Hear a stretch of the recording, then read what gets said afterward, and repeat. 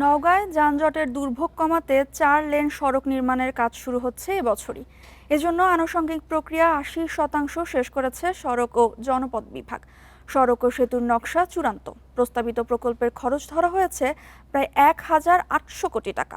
এই সড়ক নির্মাণ হলে যানজটের কবল থেকে মুক্তির আশা নওগাঁবাসীর।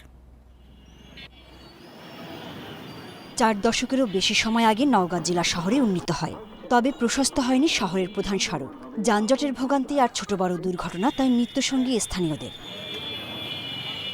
দুর্ভোগ কমাতে ৪ লেনের সড়ক নির্মাণ প্রক্রিয়া শুরু করেছে সড়ক ও জনপথ বিভাগ।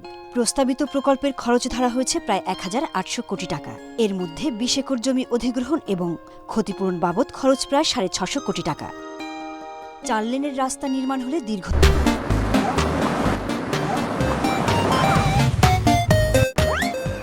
দিনের যানজটের দুর্ভোগ থেকে মুক্তি পাওয়ার আশা এলাকাবাসীর।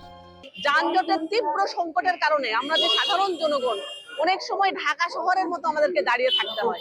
৪ লেনের রাস্তায় রূপান্তর করবার জন্য লড়াই সংগ্রাম দাবি করে আসছে।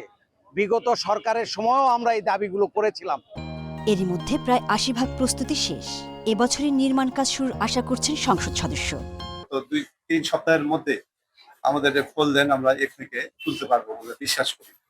তাহলে তো 100% আমাদের কাজই ইনশাল্লাহ প্রজেক্ট পাস হয়ে গেলে আমরা খুব অল্প সময়ের মধ্যে কাজটি বাস্তবায়ন করার চেষ্টা করব। সান্তাহার ঢাকা মোড় থেকে আব্দুল জলিল চত্বর পর্যন্ত ৯.৫ কিলোমিটার সড়ক ৪ লেন হচ্ছে। প্রকল্পের আওতায় নদীর উপর নির্মাণ করা হবে ৮০ ফুট প্রশস্ত সেতু।